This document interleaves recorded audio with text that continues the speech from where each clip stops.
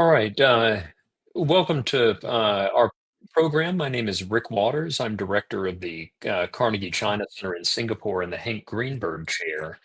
I'm really pleased to have with us tonight an unbelievable mix of both some of our most distinguished non-resident fellows, as well as some others who are just friends of Carnegie China, to talk about two broad themes. One is Xi Jinping's recent visit to Southeast Asia, which, in the midst of a period of US China geopolitical and trade tensions, took on an outsized role with stops in Cambodia, Malaysia, and Vietnam.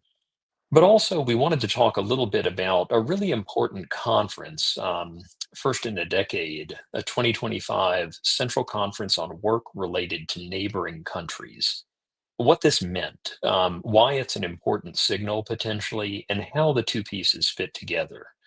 Um, I want to really dive straight into the expertise of our amazing panel. And so I think I will start first with Carla Freeman, who's the director of the Foreign Policy Institute at Johns Hopkins University. And Carla has actually done quite a bit of work on this question of China's neighboring country diplomacy. Carla, take us through a little bit why this matters and how it fits into the broader framework of how China thinks about its external relations. Well, thank you, Rick, and hello, everyone. I'm honored to join you today, and thanks so much to Carnegie China Global Dialogue for asking me to offer. I'll try to keep just my remarks just a few minutes on China's neighborhood diplomacy in relation to this broader discussion on Xi Jinping's trip to the region in the context, as Rick mentioned, of U.S. tariffs and geopolitical tensions. And I joined today's audience and looking forward to this fantastic array of experts here on screen to hear how they see nations in the region navigating this situation. And I imagine that while the countries that Xi visited rolled out the red carpet for Xi, they were also engaging with him and other PRC interlocutors with their tariff negotiations with President Trump very much in mind. Uh, but to speak to the issue of neighborhood diplomacy, which is my task today, as mentioned in the blurb promoting this event, China's official commentary has described Xi's visit to the region as neighborhood diplomacy, 周边政策. Also, sometimes you'll see that translated as periphery diplomacy. And it's significant that Xi's first visit of 2025 was to the three countries in Southeast Asia that he traveled to.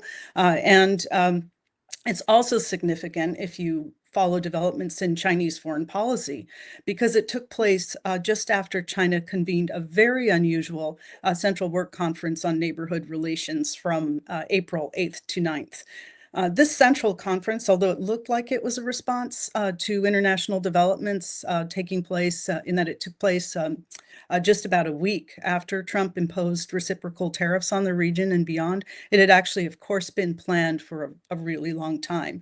And it comes about a dozen years, well, almost not quite a dozen years after Xi Jinping initially made China's regional neighborhood a signature of his foreign economic and security policy.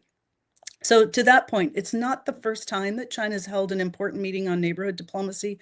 Some of you may recall that in October 2013, the Chinese Communist Party convened the first work forum, Zuotan, on Chinese diplomacy toward its neighborhood or periphery. And this was, as far as we know, the first meeting specifically on China's neighborhood foreign policy in PRC history, although, of course, China has long had a focus on regional diplomacy. But that meeting was a work forum, which is a type of meeting typically focused on specific topics or sectors. A central work conference on Chinese foreign policy writ large then followed the year after. And so that was clearly related to China's rollout of the BRI in 2013-2014. But if the Work Forum on Periphery Diplomacy in 2013 was associated with the BRI, this recently convened Central Work Conference on Neighborhood Relations has a lot more weight and signals a significant development or effort in Chinese foreign policy. A central work conference will gather the entire Politburo and other foreign policy leaders across China's system. So essentially, they represent the highest level of party-state policy formulation, and what they produce is binding directives that affect the entire policy area. So in short, the Central Work Conference should be understood as marking a really new, significant commitment by China to neighborhood diplomacy, and it elevates the institutional importance of neighborhood diplomacy in Chinese foreign policy. And that the purpose is very clear in what the official reports, or as we Americans would say, readouts of the conference, and have signaled, which is that China's neighborhood is a, quote, vital foundation for national development and a, quote, unquote, key front for national security. And the prioritization of regional relations has historical precedent in past periods when China's had strains with major international rivals or adversaries that that normally require global attention. It has turned or returned its attention to its regional neighborhood. We saw this when Sino-Soviet tensions reached their peak in the late 1970s, and then again after Tiananmen. And as China's rise became obvious and political frictions started to emerge with the United States, Hu Jintao also emphasized good neighborly partnerships in his foreign policy. So let me wrap up here by stating the obvious. Frictions between China and many neighbors have been intense in recent years, and this new focus on neighborhood diplomacy by China, which not only includes the quote-unquote Indo-China Peninsula, which is an interesting label, but also Central Asia, is a bid by Beijing to cast itself, in its own words, as a quote-unquote anchor of stability, an engine of economic development, and a pillar of regional security in Asia. I imagine that China's renewed regional foreign and economic security focus on its neighborhood will offer both challenges and opportunities for its neighbors. And I'll stop there. Thanks.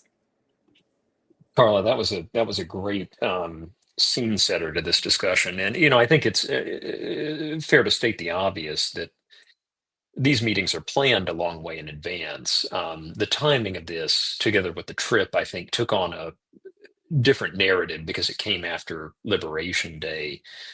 So let's go through now the actual visit. And I want to thank all of you who contributed to our monograph that just came out today.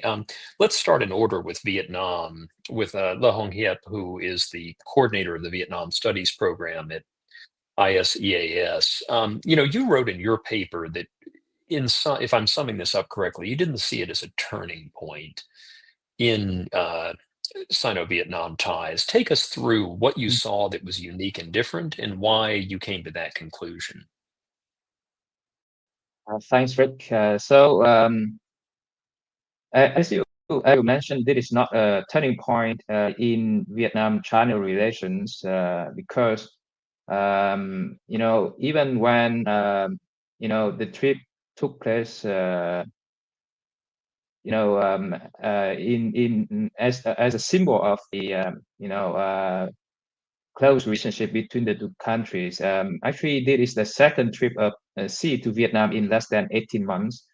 And because of this, and also because of the Liberation Day, the visit is widely reported. Even Mr. Trump made some comments on it, claiming that the visit aimed to screw the US. The visit therefore appears to signal the peak in Vietnam-China relations, with both sides emphasizing unity and mutual economic interest benefits to deal with global uncertainties.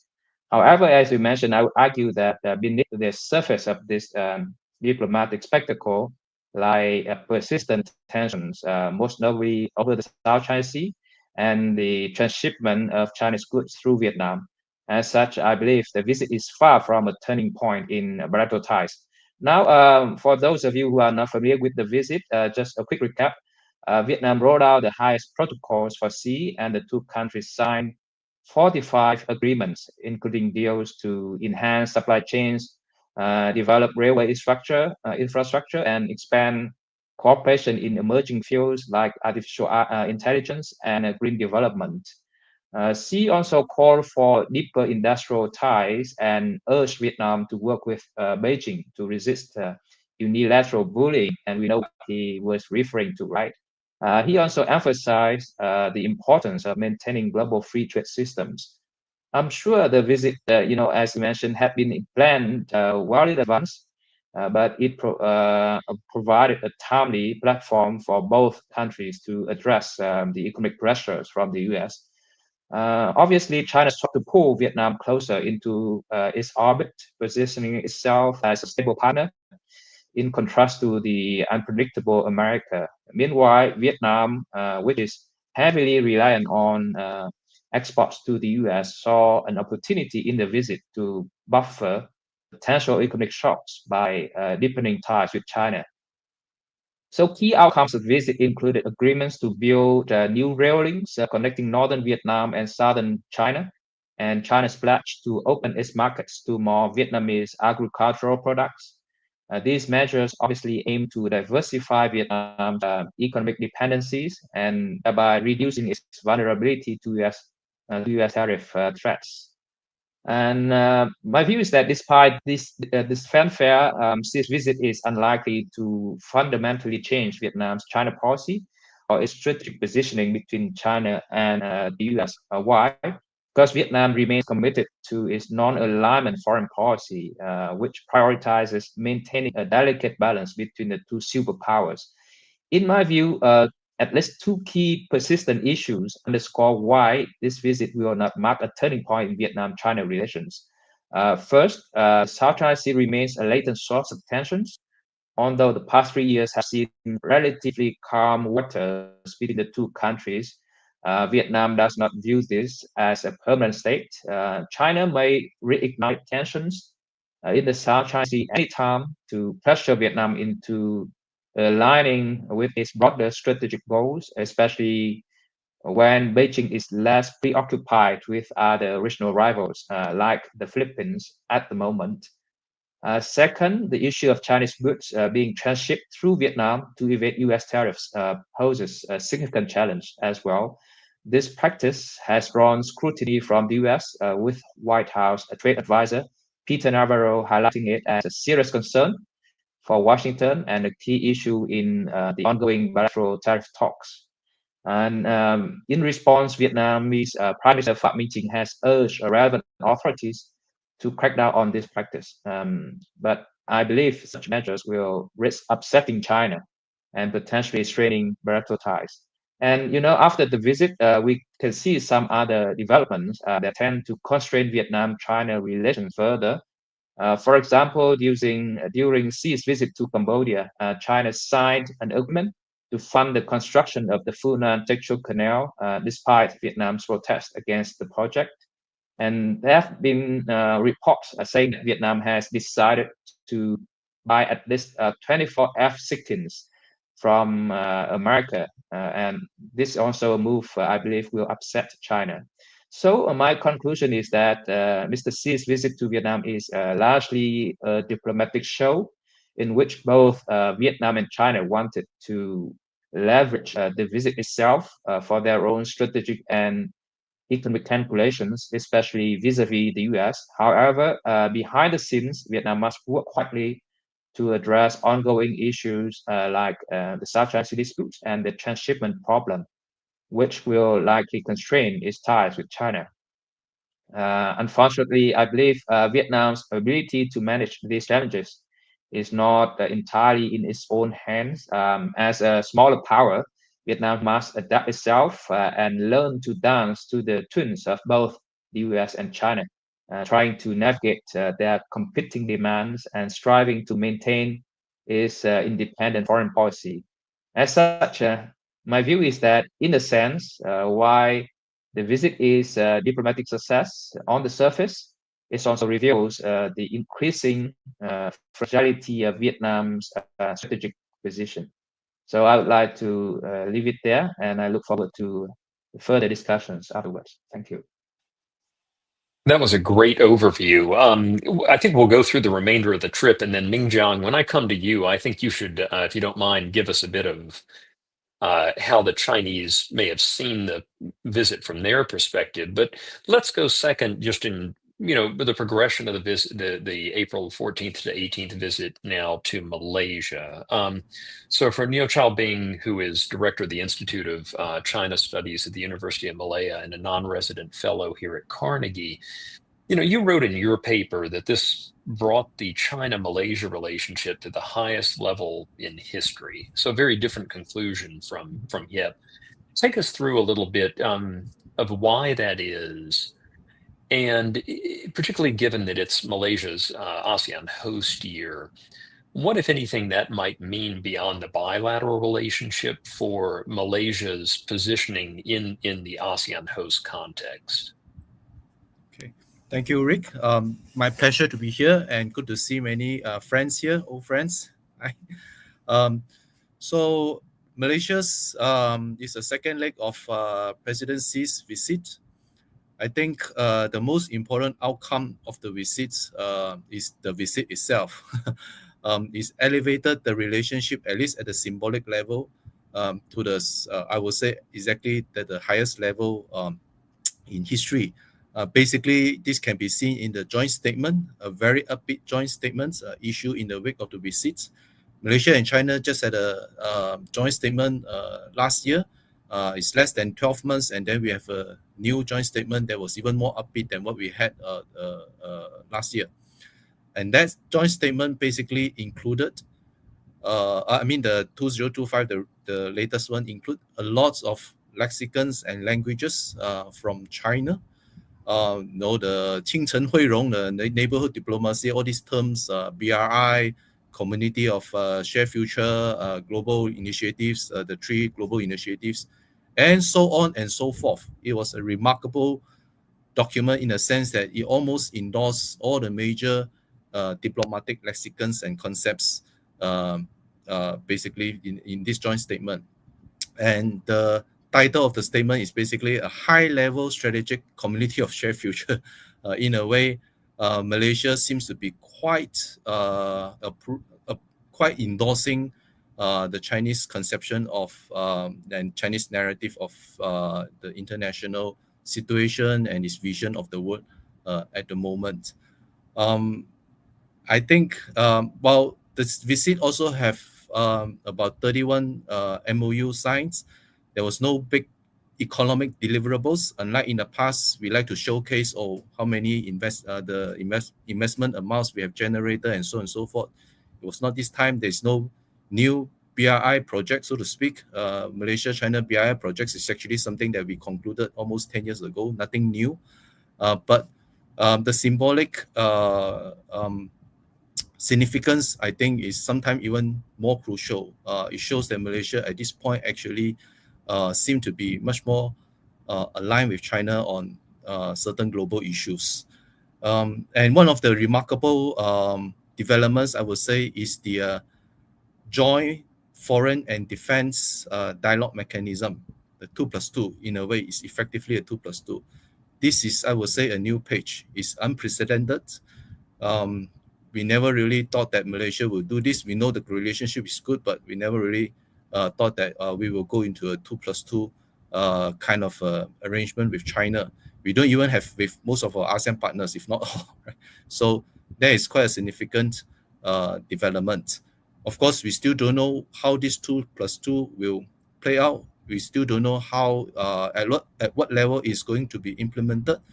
And actually, it's not the first time Malaysia had. Actually, we had with Japan a very low-key 2+2 in a way also, and held at the Director General level, right? So, but anyway, this also in a way signifies, as I say, a new page in the bilateral relationship.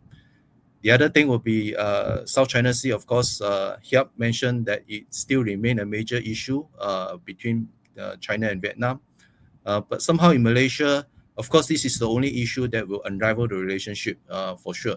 But I think as of now, the issue has taken a backstage. It has been basically quite stabilized by both sides. And then the joint statements have about 4 articles, 4 paragraphs addressing this issue, basically consistent with the previous the language of the previous statements. and basically showing a lot more, I would say, consensus on this issue, not about agreeing each other claims, but about how to deal with it and how to manage it. So I think a lot of question marks will be the usual questions is whether Malaysia is leaning towards China, so to speak, or is Malaysia still a non-aligned country? This is the question that I get. No, I've been asked many times. I think officially we still are very much committed to non-aligned. The perception that we have moved towards China, I think, is understandable, given that we have very strong criticisms towards the United States because of the Middle East issues, and of course we don't. While we on the Liberation Day tariffs also hit us very hard. And we do agree with China that this is basically a unilateral assault on the global trading order. But I think Malaysia doesn't really want to say that we choose one side over the other, and we continue to appreciate if there is a genuine partnership with the US. It's actually up to how the US can address some of the issues that we see as very critical to our own interests as well, especially the tariffs as well. But I think in a broader sense, if we just compare the US and China, the perception that Malaysia is closer to China, I think generally this is how people will see. But I think if you look at not between US and China, but between the so-called the broader Western world and China, I don't think Malaysia is particularly pronounced in terms of its relationship with China. We have close, very good relationship with Japan. As I say, the 2+2 actually started with Japan. It's called a strategic dialogue. And then we also have very close relationship with Australia. This year is anniversary of Malaysia-Australia ties, and then we have a number of programs lining up. Prime Minister Anwar will have visit France this year, as far as I know, and French president apparently will also visit. And last year he already went to Germany and India. So if you look at his broader diplomatic outreach, he's not just basically focusing on China. China, of course, is a big part, but the between the West and China, I will say, is still quite a balance. Finally, just a few words about ASEAN, since Malaysia is an ASEAN chair, and of course we continue to value ASEAN partnership and cohesion. But I think at this point, China will stand, at least symbolically speaking, as a more closer partner for Malaysia to realize some of its ASEAN ambitions, for the simple fact that the White House under the Trump administration basically is not much interested in multilateral institutions like ASEAN. All right, I will stop there. Thank you. Well, that was a terrific overview, and I think to your point about not just tilting, but about diversification of relations, that's a good segue, I think, to Sovinda Po, who is director of the Southeast Asia program at the Royal University of Phnom Penh. Your piece talked a little bit about this. I mean, I'm not sure that I can quite capture with the eloquence you did the different geometric ways in which Cambodia is now straddling. But I was really struck by, the headlines going into the visit about some of the upgrades at the naval base at Rim, only to be followed by port calls by Japanese destroyers. So take us through a little bit of your assessment of the visit, and your framework for how Cambodia is maneuvering in a very complex great power dynamic and regional dynamic. Wonderful. Thanks a lot, Rick. And first, let me thank Carnegie China for the invitation to speak on this esteemed panel. I think what I want to do is to address one particular question, that is, what is Cambodia's strategic option during the Trump 2.0? And we can also talk about the Xi's visit to Cambodia as well. Very unfortunately, there is no simple answer to this question. As we already know, the three speakers have already discussed. The international regional environment is shifting rapidly. Southeast Asian countries now need to place itself for what is happening regarding Trump's reciprocal tariffs. I think for Cambodia, with regard to your point, the immediate option for the Cambodian government is to pursue what we call the foreign policy recalibration. So the recalibration in this context means two things for Cambodia. One is to strengthen the existing partnerships like China and ASEAN, while also approaching with the troubled partners like the US. Of course, throughout the past decade, the relationship between Cambodia and the US is not that good at all. So one intention of the recalibration is to improve its troubled relationship with the US and the West more generally. With regards to the US, the current government has been trying to reach out and meet with the US counterparts at high and middle levels through various government agencies. I have documented the exchanges between Cambodia and the US, and it has taken place, I think, more than 30 times in Cambodia and in the US, in other forums as well. So it's a lot if we are talking about the time since the current government took office July 2023. The result of exchanges between the US and Cambodia so far are positive, meaning it results in a small resumption of the US foreign aid and a potential, I'm not quite sure whether it will happen, the joint military exercise formerly known as the Angkor Sentinel. That is the Cambodian relationship with the US in brief. But the elephant in the room is Xi's visit to Cambodia. As Carla talked about, the trips have been planned quite some time already. So this is not, it just happens during this particular period. So in this context, China, of course, is a staunch supporter of Cambodia. For example, since 1958, Cambodia and China have built a robust partnership. Economically, China is Cambodia's top trade partner with, for example, 2024, the bilateral trade was at $15.19 billion, which was up to 23.8%, partly because of the China-Cambodia Free Trade Agreement that was signed in 2022.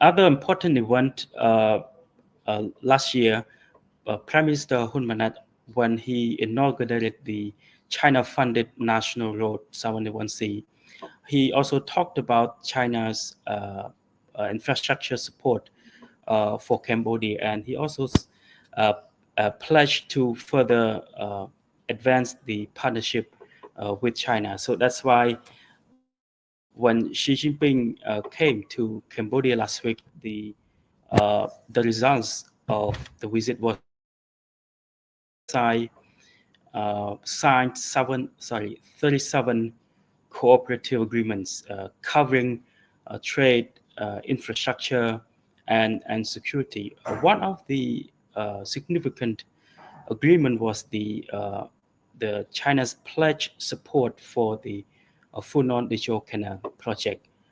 With that project, there were 5 contracts signed, and the intention of the agreement was to enhance irrigation and navigation across 4 provinces where the Phnom Canal project flew through.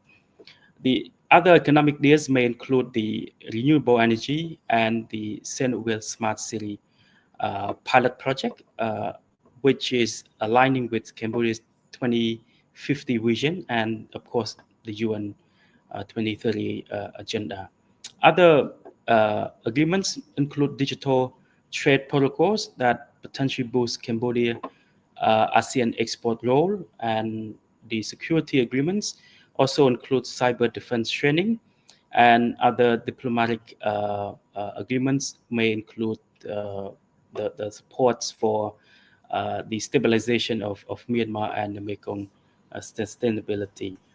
Toward the end of the meeting between the two countries, both sides declared 2025 as a year of tourism. I think that's quite significant, because at least from the Cambodian side, we see tourism sector as an important sector as well, and Chinese tourists are sort of like the number one tourists in Cambodia. So I think this is really a big help for Cambodia to say 2025 is a China-Cambodia tourism year.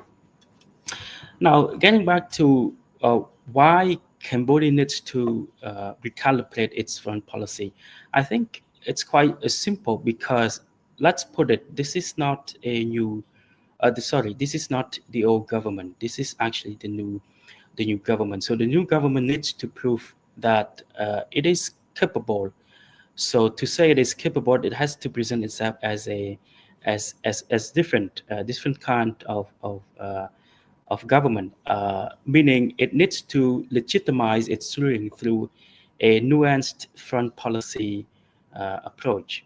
That said, since taking office, Hun Manet has presented himself as a liberal and a reformist, and such constructive behavior from his previous generation has earned him, I think, a significant praise, meaning it can pave the way for constructive dialogues between Cambodia and the West as well. So to conclude, I think moving forward, as Trump tariffs continue to be very uncertain, no one's going to know for sure. Cambodia's foreign policy is likely to be shaped by increasing Chinese engagement. I think this is my short conclusion, so I stop there, and back to you, Rick. Thank you so much, Sovinda.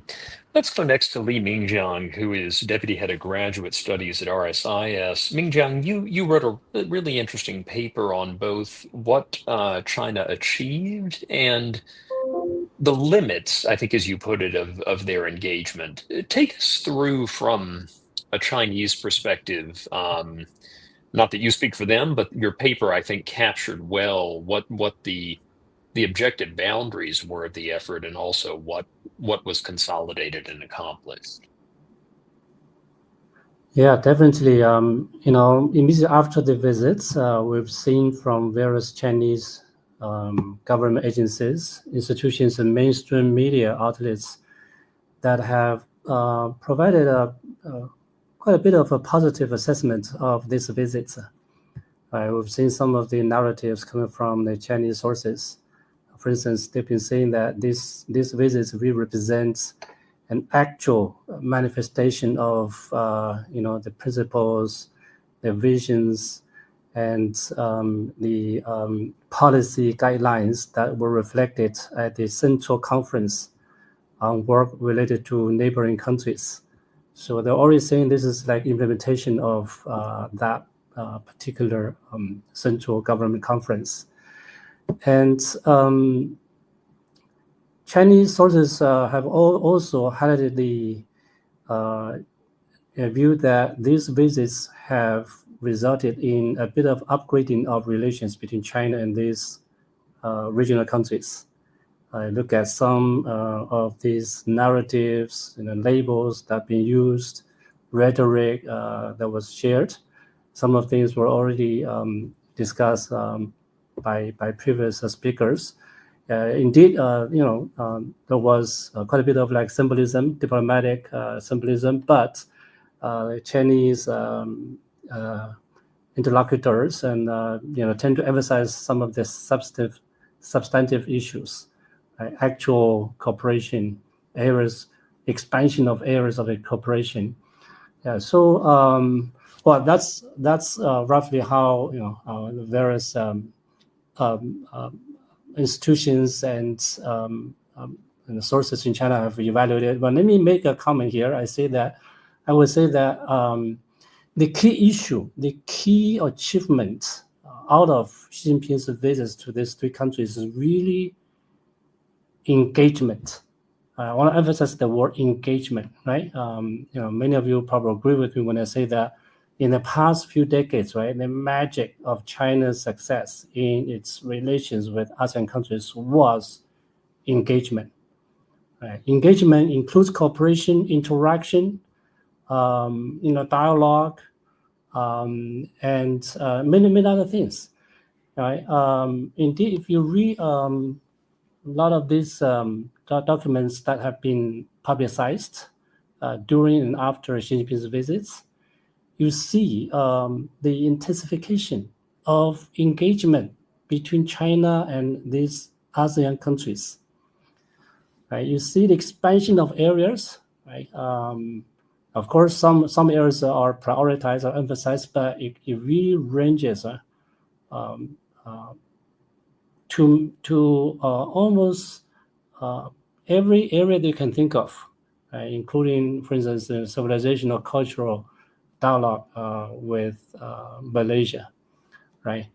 And our previous speakers have discussed a lot of these areas as well, infrastructure, industrial development, education, science, technology, tourism, and all these things. And in the past, right, for many years, when China wanted to push for more engagement with ASEAN countries, you will see a very clear identification of key areas like economic development, right, infrastructure. But this time around, I see an effort made by China to expand the area. And some of the traditional areas of engagement, you see deepening. I would say that the what's going to happen next, right? How China and these ASEAN countries are going to implement those agreements, how the implementation of those agreements will further strengthen engagement between China and these countries will be key. And I will also make another comment to say that I think since we had this central conference, and also you have two slightly different geopolitical imperatives or challenges, opportunities now. One is Donald Trump, right? U.S. policy on alliances, strategic partnerships are becoming very different in comparison to many years ago. I've heard, I've got the impression from some Chinese colleagues that this could be an opportunity for China to come up with various programs, policies, initiatives to gradually shape the regional order to what China prefers. It may not be overnight, it may not be immediate effect, right? It may not be like a turning point, like Hiep said. But as we all know, Chinese bureaucrats and the leaders have patience, but they do regard this as an opportunity, right, to push for more engagement, more cooperation. And if indeed they can provide a lot of these additional resources, diplomatic, economic, social, cultural, all these sources to implement this engagement strategy, over time, in the coming years, you may actually see some effects. Again, it may not be a complete overhaul of the regional order, but likely you're going to see a bit of closer alignment in this country's relations with China. I also want to highlight another point. This is really economic, right?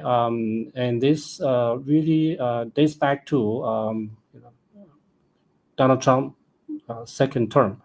In the past few years, in the immediate times after COVID-19, we have really observed much stronger Chinese interest in forging a more economical cooperation with ASEAN countries, right?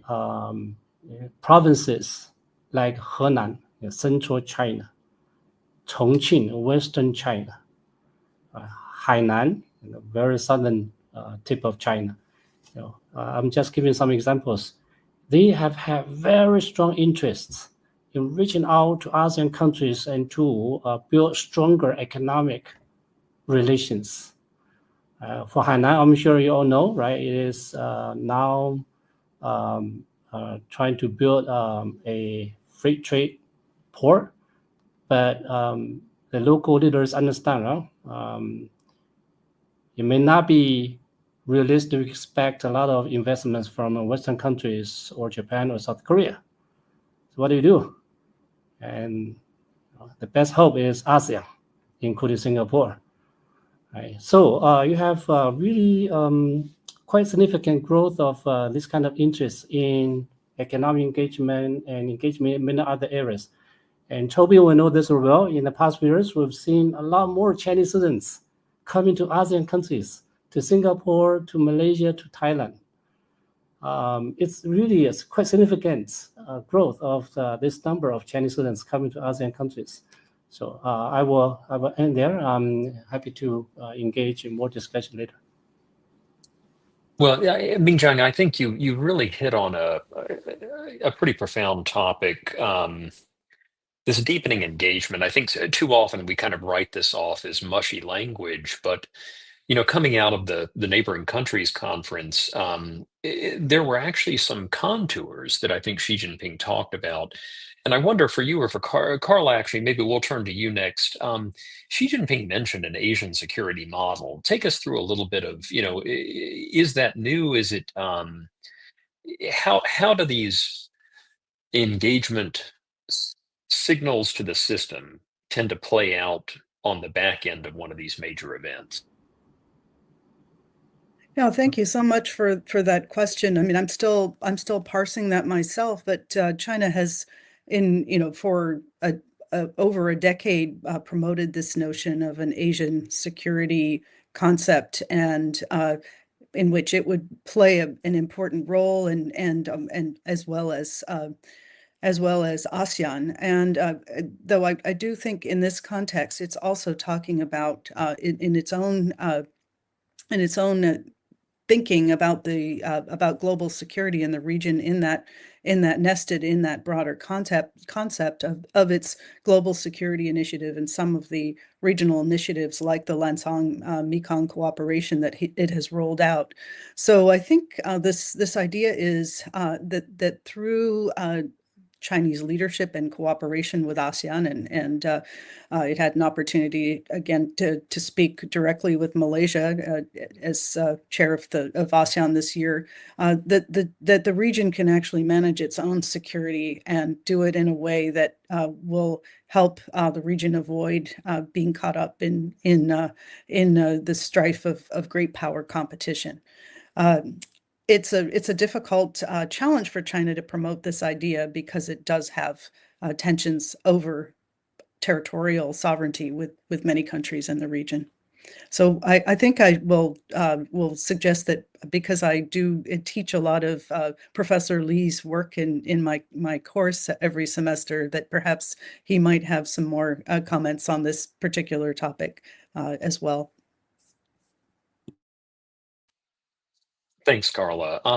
Chow, let's come back to you for a second. I think I didn't want to make this entirely about the Xi versus Trump show or Truth Social or all the stuff that we all wake up to every day. But putting kidding aside, I mean, the overlay of these visits was very much Liberation Day and a pretty consequential economic position that Malaysia, Vietnam both find themselves in, particularly given the transshipment issues that we talked about earlier. On the back end of Xi's trip to Kuala Lumpur, of course, the Malaysian trade minister headed out, I think, on the 24th, planned to head out on the 24th, and this got the notice of folks in Beijing, as did transshipment statements out of Hanoi. So the question for you is, when you look at the Washington's effort to reset the global trade and economic system, even if the specific tactics are vacillating a bit day by day, how does this affect Malaysia's positioning, and how does it affect how they see their relationship with China relative to what would have been the case had Liberation Day not happened on April 2nd?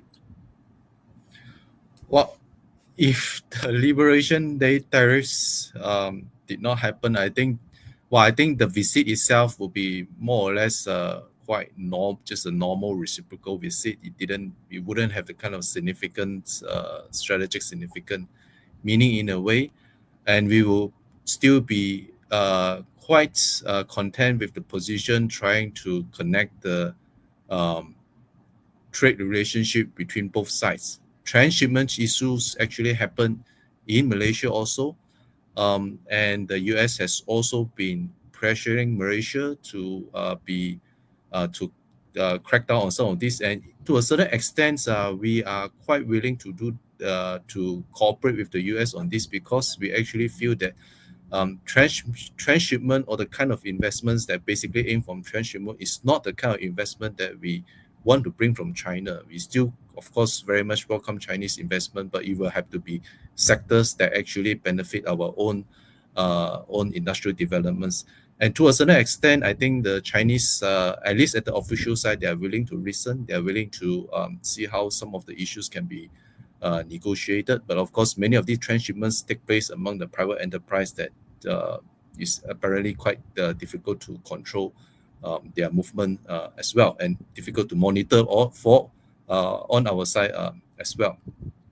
But the liberation tariffs things, I happened to be in the state dinner when Prime Minister Anwar, in honor of a sea visits he held in our capital Putrajaya, was privileged to be there, and the atmosphere, the optics is very clear. He did not mention by name, but the speech actually was available from the Prime Minister office. The speech basically was very clear. He was accusing America for returning to economic tribalism. That was the term that he used.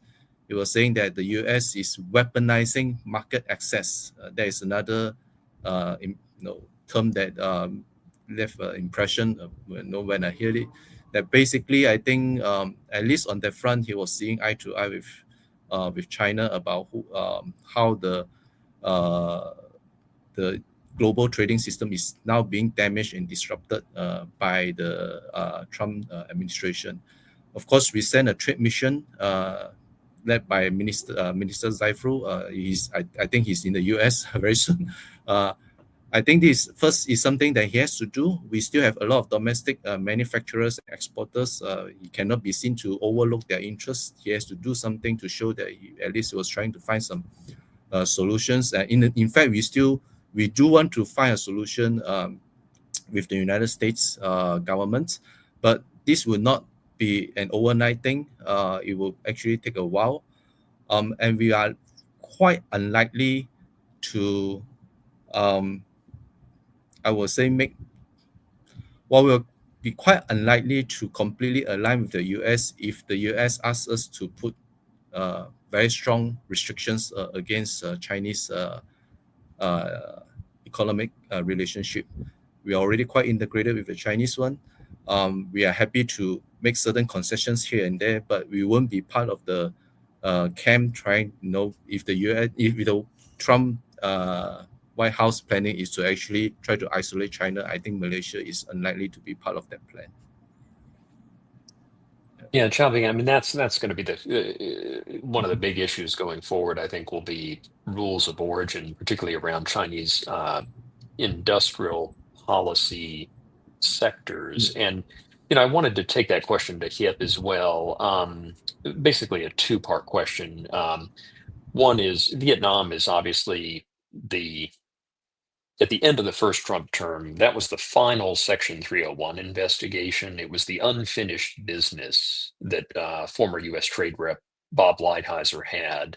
Now Vietnam will come back into focus, I think, perhaps in a different way, given how many negotiations are going on. But when it comes to transshipment to Chinese content, how do you think Vietnam will position itself? And second, I wanted you to come back to something you said about the South China Sea in your paper.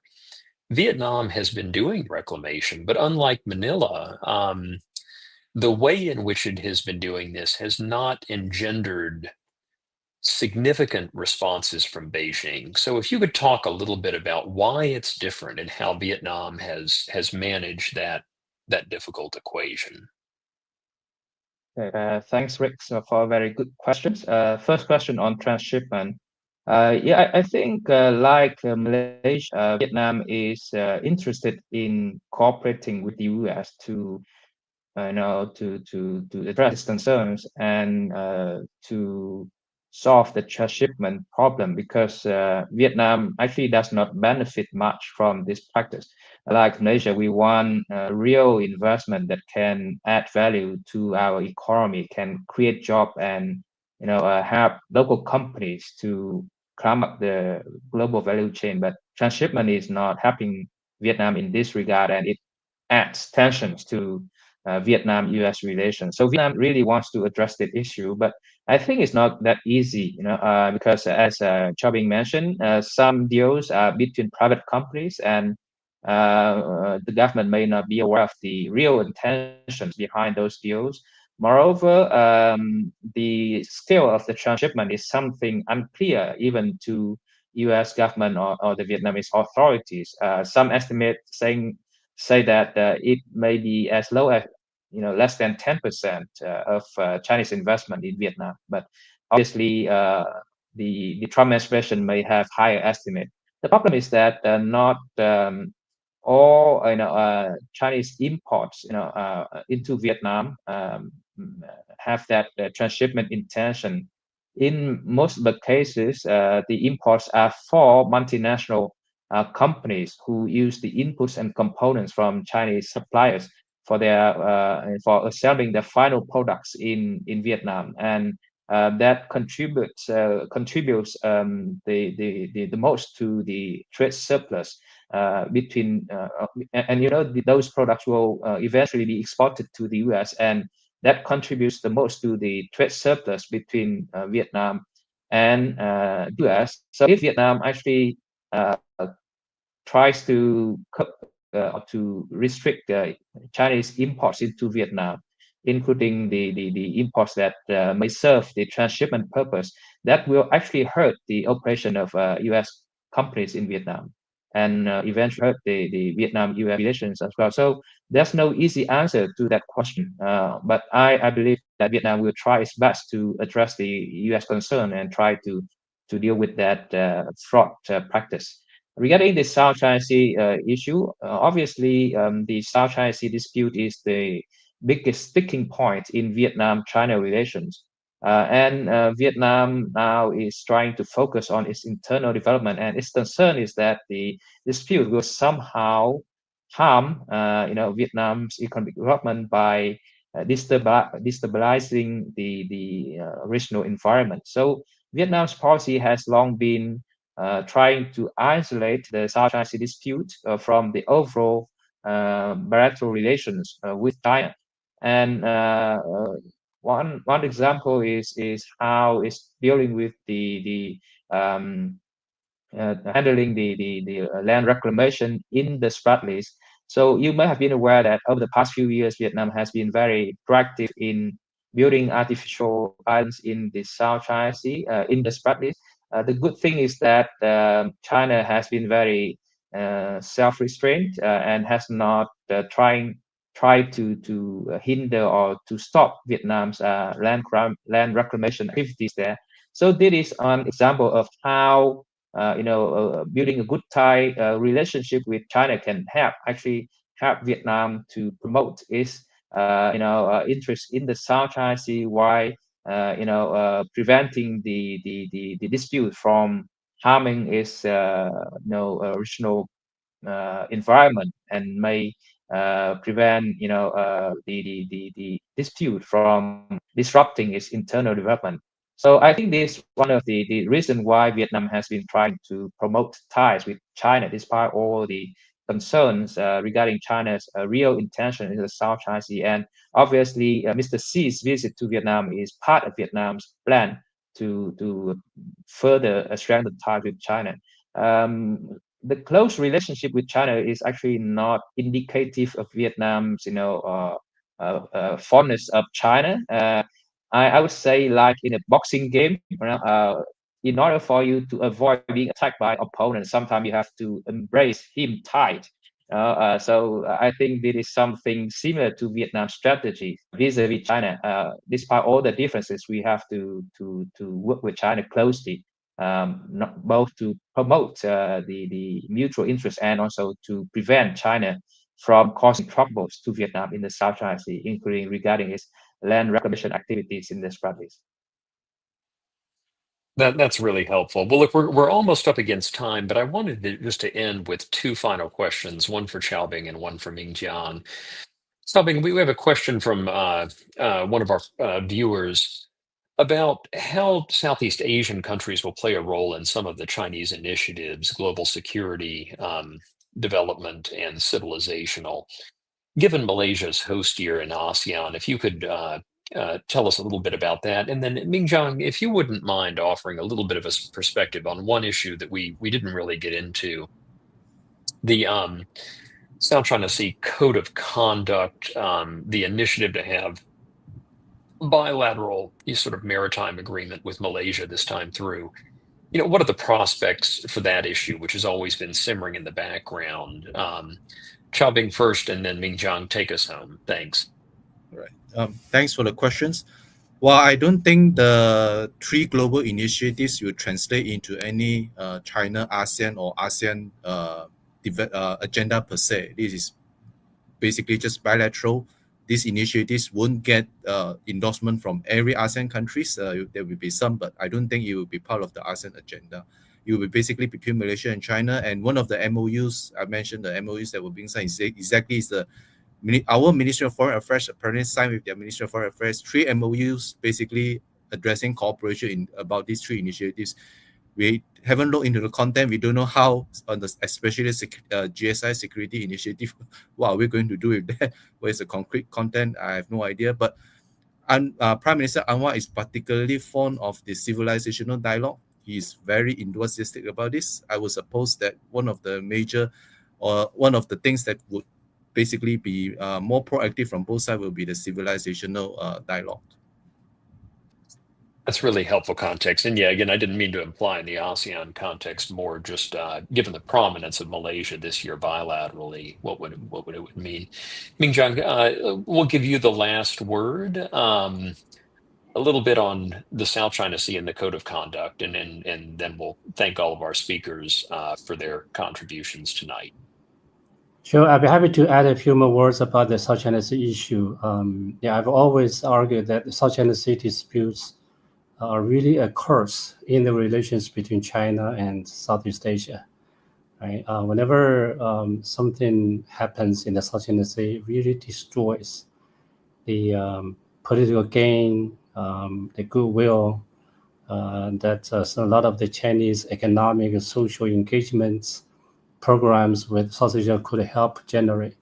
So it offsets some of the positive gains that China may be able to get in its relations with Southeast Asia through other programs or policies.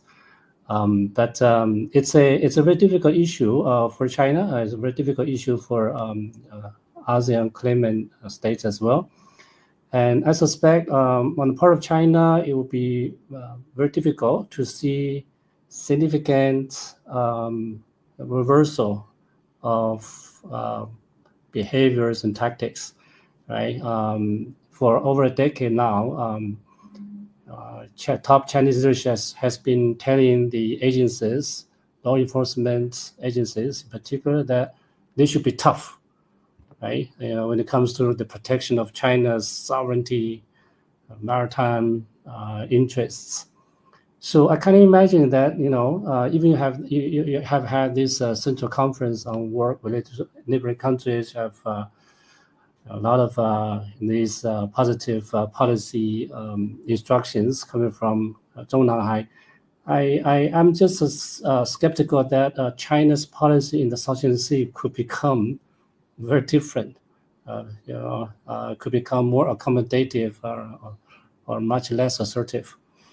because a lot of these policies and patterns of actions have been set in motion for over a decade. So it will be difficult, and that will continue to affect in a negative manner the relations between ASEAN and China, especially some of the climate countries and their relations with China. And the code of conduct, I noticed that in the joint statements that was released after Xi Jinping's visit in Malaysia, that there's hope that the code of conduct could be concluded by 2026, next year. It was a bit surprising to me because we've heard this, some of this policy rhetoric saying that, oh, let's get this done as soon as possible. Right? Many of you remember a few years ago, officials in China, officials in some ASEAN countries saying, oh, we can make it happen, end of this year. And that kind of position has been repeated a couple of times, but of course, we know we're disappointed. Now you have this mentioning of 2026. My reading is that China is not prepared to really conclude on this particular document, and that may be related to what I was saying a moment ago, that we don't see any big change in China's South China Sea strategy. Mingjiang, that was, as always, a great summation to end on. Thanks to all of you for joining us, and thanks to all of our audience for participating. A really timely topic, and really couldn't have had a better group to discuss it with. I'll let you get back to your evenings and mornings. Take care.